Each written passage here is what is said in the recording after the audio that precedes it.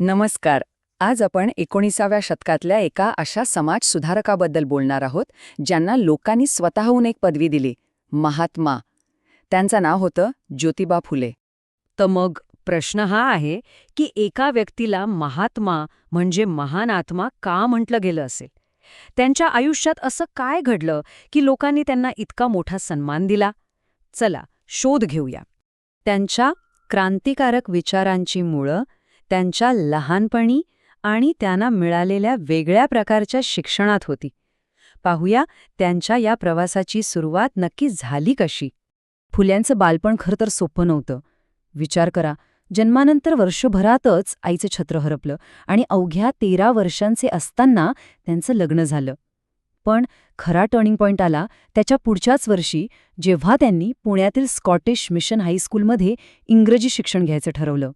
हा निर्णय त्यांच्या आयुष्याला कलाटणी देणारा ठरला. आणि याच काळात त्यांच्या विचारांना एक नवी दिशा मिळाली. त्यांनी वाचायला सुरुवात केली. कुणाला? तर संत कबीरांना. कबीरांच्या साहित्याचा त्यांच्या मनावर इतका खोल परिणाम झाला की त्यांना सामाजिक समानतेची एक नवी दृष्टी मिळाली. आणि इथूनच त्यांनी त्या काळातल्या रूढी परंपरांवर प्रश्न विचारायला सुरुवात केली. फुलेंच्या आयुष्यातल्या अनेक मोठ्या कामांपैकी एक जे सर्वात जास्त ओळखलं जातं ते म्हणजे स्त्रियांच्या शिक्षणासाठी त्यांनी उचललेलं धाडसी पाऊल. आता बघा, त्या काळातला विचार आणि फुलेंचा विचार यात किती मोठं अंतर होतं.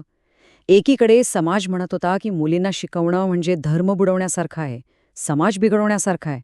तर दुसरीकडे फुले ठामपणे सांगत होते की शिक्षण नाही तर खरी मुक्ती नाही, खास करून स्त्रिया आणि दलितांसाठी.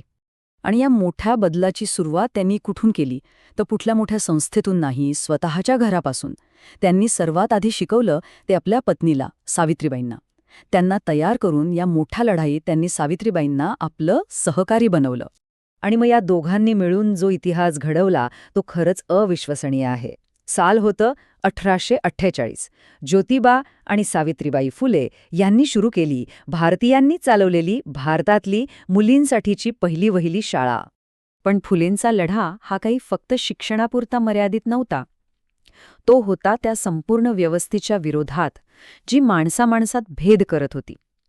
हे समजून घेण्यासाठी एक प्रसंग खूप महत्वाचा आहे. जरा कल्पना करा, दुपारचं रणरणत ऊन, काही लोक तहानलेले आहेत, पण सामाजिक नियमांमुळे त्यांना साधं पाणीही मिळत नाहीये. इतकी क्रूरता त्या काळात होती. ही गोष्ट फक्त पाण्याची नव्हती, तर ती माणसाच्या प्रतिष्ठेची होती.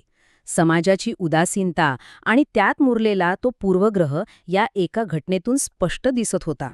हे सगळं पाहून फुले गप्प बसले नाहीत. त्यांनी एक असं पाऊल उचललं जे त्या काळात क्रांतिकारक होतं. त्यांनी आपल्या घरातली पाण्याची टाकी सगळ्यांसाठी, कोणत्याही जाती धर्माचा विचार न करता उघडी केली. कारण त्यांचं तत्वज्ञान अगदी स्पष्ट होतं. देवाने कोणताही धर्म निर्माण केला नाही, जात ही मानवनिर्मित आहे. आता आपल्या या विचारांना आणि समाज सुधारणेच्या चळवळीला एक संस्थात्मक रूप देण्यासाठी फुले यांनी एका संघटनेची स्थापना केली. नावच किती समर्पक आहे, नाही का? सत्यशोधक समाज, म्हणजे सत्याचा शोध घेणारा समाज. समाजातील खोट्या रूढी आणि परंपरांमागे काय सत्य आहे हे शोधून काढणं हेच या समाजाचं उद्दिष्ट होतं. ह्या समाजाची तत्त्व पाहिली की लक्षात येतं की हे विचार किती पुढचे होते. तर्कशुद्ध विचार करा, जातीय भेदभावाला विरोध करा, माणसाच्या कल्याणाचा विचार करा आणि सगळ्यात महत्त्वाचं म्हणजे ह्या समाजाचे दरवाजे सगळ्यांसाठी उघडे होते. ब्राह्मण, मुस्लिम, सरकारी अधिकारी कोणीही यात सामील होऊ शकत होतं. म्हणजेच ज्योतिबा फुले हे फक्त एक समाजसुधारक नव्हते. त्यांची ओळख, त्यांचं व्यक्तिमत्व यापेक्षा खूप मोठं होतं, खूप व्यापक होतं. त्यांनी एकाच वेळी अनेक भूमिका निभावल्या. यातूनच त्यांचं बहुआयामी व्यक्तिमत्व दिसतं. ते एक लेखक होते, ज्यांनी आपल्या लेखणीतून लोकांना जागं केलं.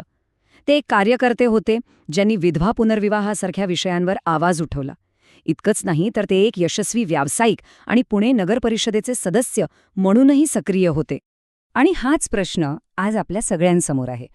ज्योतिबा फुले यांनी जो लढा 19व्या शतकात सुरू केला, सामाजिक समानतेसाठी, शिक्षणासाठी, तो आजच्या जगात किती महत्त्वाचा आहे, त्यांचा तो वारसा आज आपल्याला काय सांगून जातो, यावर विचार करणं खरंच खूप गरजेचं आहे.